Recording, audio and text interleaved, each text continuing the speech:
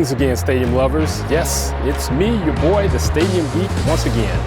And once again, I am blessed to visit yet another stadium location. So today, I am in wonderful, beautiful Detroit, Michigan, here to visit Comerica Park, home of the Detroit Tigers. As always, before we get started, why don't you go ahead and click that like button because I know you're going to love this video. Also, do me a favor, click the subscribe button as well so you can be notified with all my latest uploads. And then share it. Also share this with all your other buddies, all your friends, so they can also take part in my travels as I visit multiple stadiums across the country. So once again, I'm here in beautiful Detroit.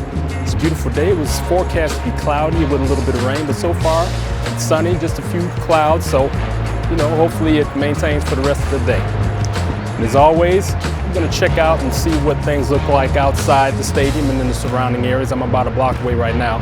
So let's go ahead and get started, head over to the stadium and see how things look.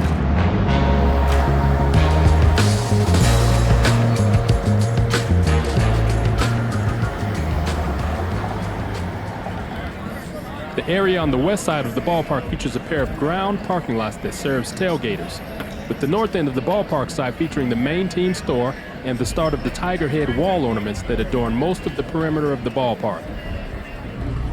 Like the rest of the ballpark, the exterior here has a brick wall surface of reddish-brown hues with a few lighter sand-colored precast sections mixed in.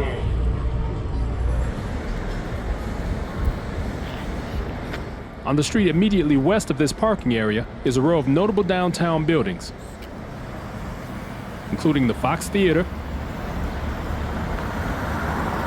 and the Fillmore. Little Caesars, the pizza chain that has a major presence within the ballpark, also has its world headquarters located in this stretch of buildings. Continuing south on this side, I reached a festive Comerica entry, which features 4 additional tiger sculptures posing menacingly atop the entrance, and another giant beast at ground level. There are also 2 giant baseball bats framing each side of the entry.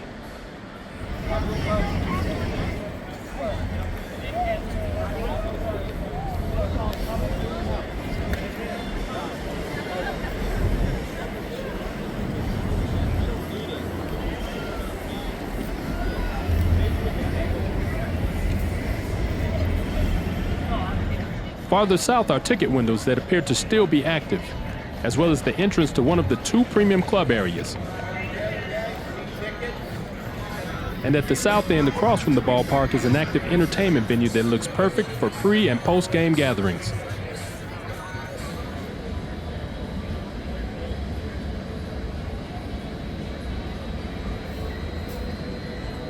The area immediately across from the south side of the ballpark is also ground level parking, with a parking garage near the east end.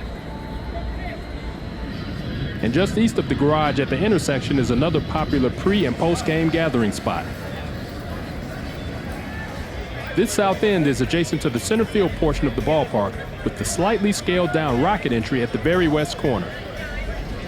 Continuing east from here, the tiger head wall ornaments reappear over more ticket booths, followed by a length of iron fence that allows a view inside the ballpark. The exterior of the batter's eye tunnel that I'll check out later is here.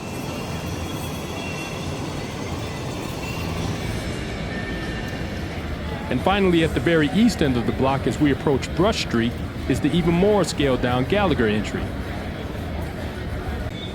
Brush Street runs along the east border of the ballpark, and across this street is the other downtown area stadium, Ford Field, home of the NFL's Detroit Lions and the Michigan Panthers of the United Football League.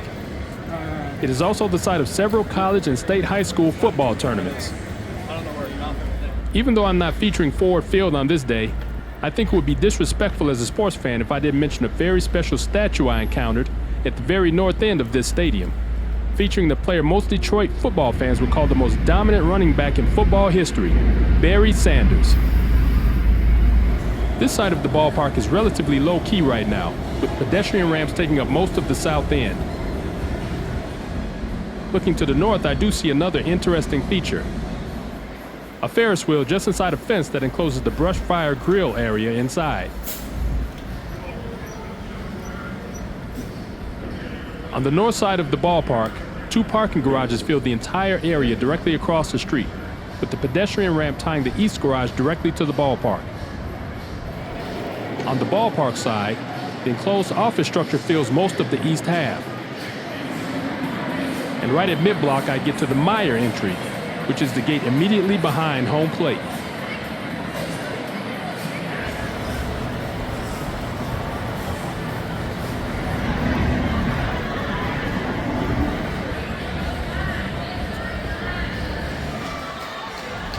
Just west of the entry is another stretch of pedestrian ramps.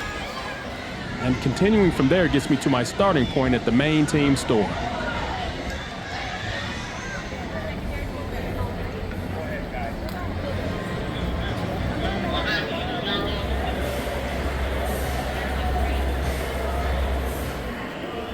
As I enter through the Comerica entry, I'm greeted by a statue of the late Hall of Fame broadcaster, Ernie Harwell.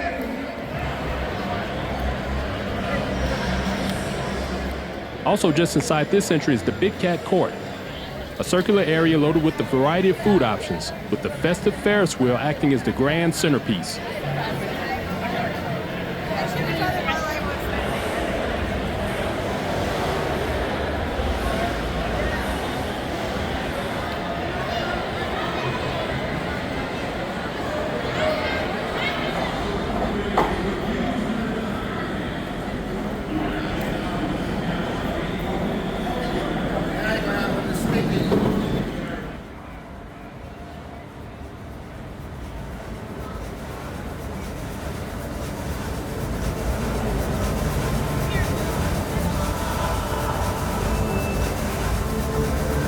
The clouds held up just enough for me to get my first sun-kissed view of the freshly cut natural grass field. Once again, I'm treated to the quirky angles and asymmetrical field features typical of modern ballpark design, as well as the open outfield being oriented toward the downtown skyline.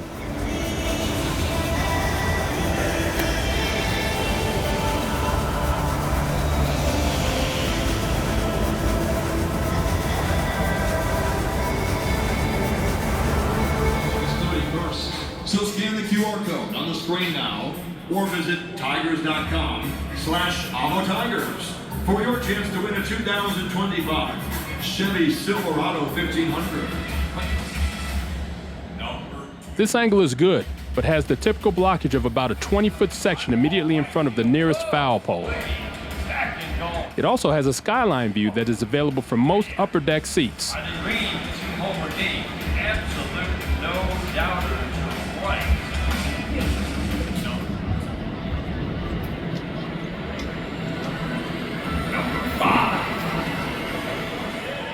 From this angle, I can look down to the center field batter's eye, with the lower concourse passing directly behind it. On the canopy over the concourse are water nozzles that create the Chevrolet fountain, which shoot liquid fireworks after a home run or other in-game moments.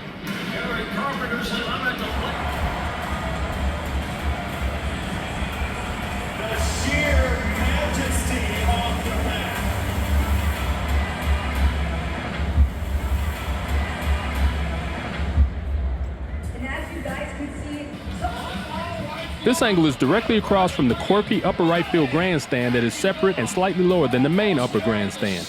I've seen this design in a few ballparks, and I'm not sure if there was a practical reason for this or if it was just another idea that was chosen to make the ballparks more distinctive.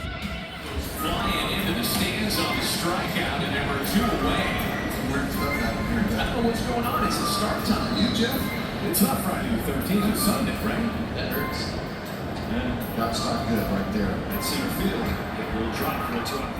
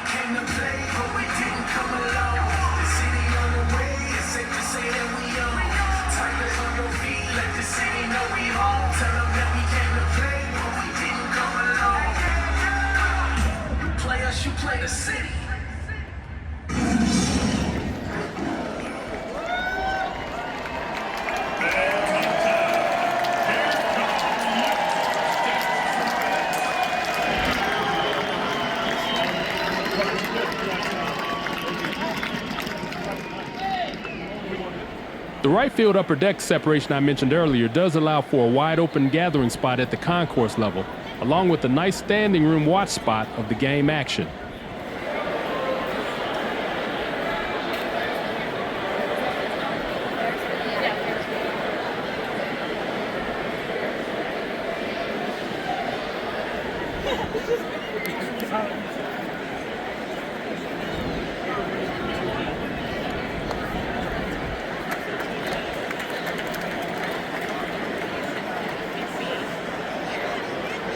This area also has a stairway that leads directly down to the Big Cat Court.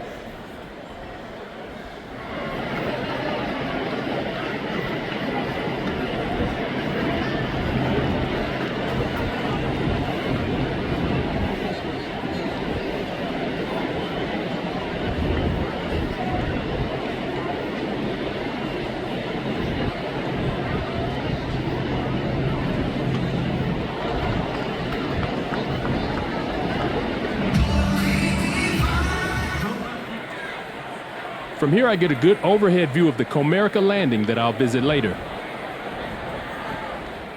I also get a nice wide open view of the Detroit skyline and immediate surrounding areas. The upper concourse has a good open air setup that I prefer, with views outside of the ballpark at most spots. The minty green wall color was interesting, but it wouldn't be my first choice.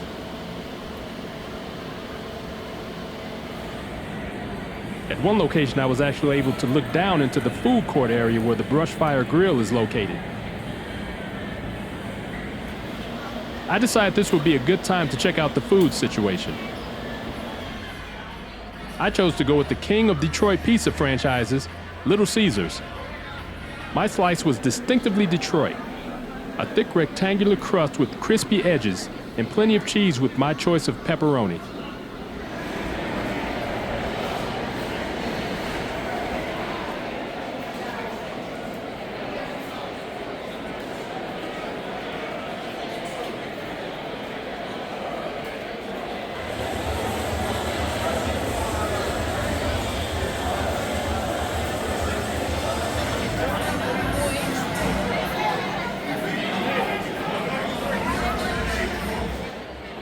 Throughout the concourse, several displays representing different decades of Tiger history can be found.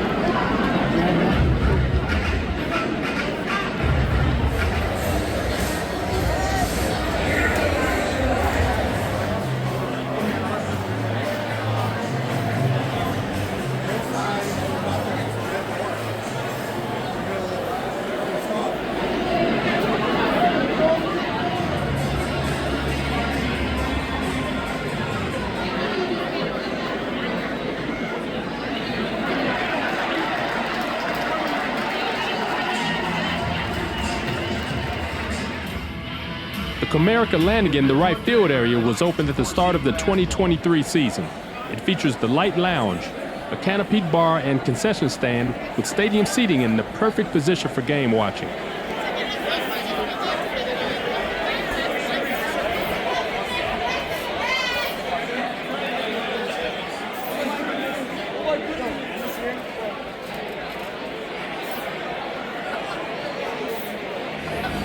Also here in an upstairs location is the Light Pitchers Pub. It's a larger sit-down eatery with a full bar and a menu that's mostly fancy appetizers. The main draw of Comerica Landing is its wide open and vibrant gathering spot atmosphere, supplemented with lounge seating and cocktail tables. In right center field, there is a wall with more retired numbers similar to the ones in left center field, as well as more standing room area to watch the game.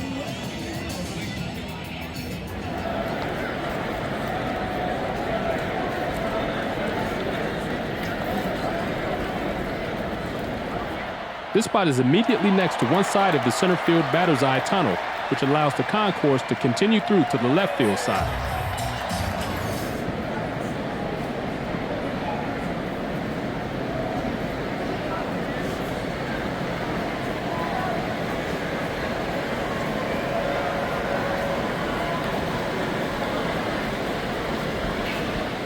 Out in left center field are the main set of retired numbers and the set of statues of past Tiger legends, all of which are easily visible from most areas except where I am, in the concourses next to the statues. They face the field and are in position for good viewing on the concourse, although they all have additional info plaques facing the concourse. At any rate, these statues include outfielder Al Kaline, pitcher Hal Newhouser,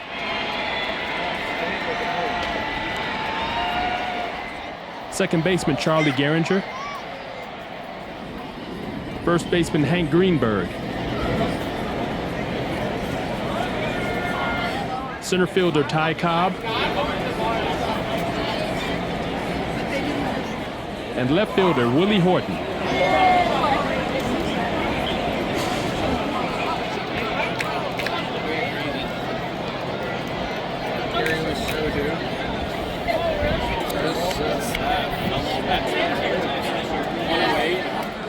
At the area immediately below the main left field scoreboard is yet another gathering spot, the Chevy Pavilion. It was redesigned prior to the 2022 season with a new bar facing the playing field and a canopy with new branding and signage visible from both the field and concourse sides.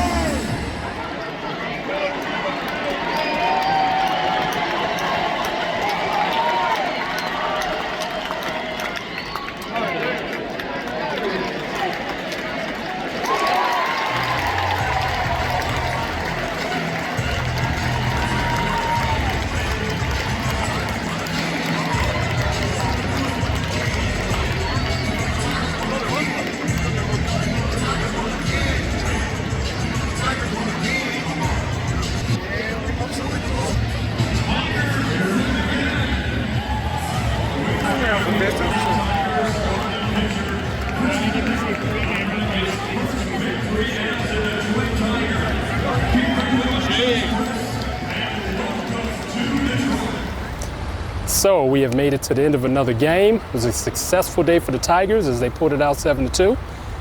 Even better day for me as I got a chance to be blessed to see yet another stadium. Beautiful sunny day today. It was supposed to be rainy today, but it turned out to be sunny most of the day. It's been very muggy and hot, but just the way it's supposed to be in the summer. So make sure you come out to Detroit, Michigan. Check out these Tigers. Check out Comerica Park. It's a beautiful place. And check out some Tigers baseball. So again, if you like what you saw, click that like button, click subscribe too, so you can be alerted when I make my next uploads. So once again, I hope you enjoyed it. I am the Stadium Geek, and I will catch you at the next stadium.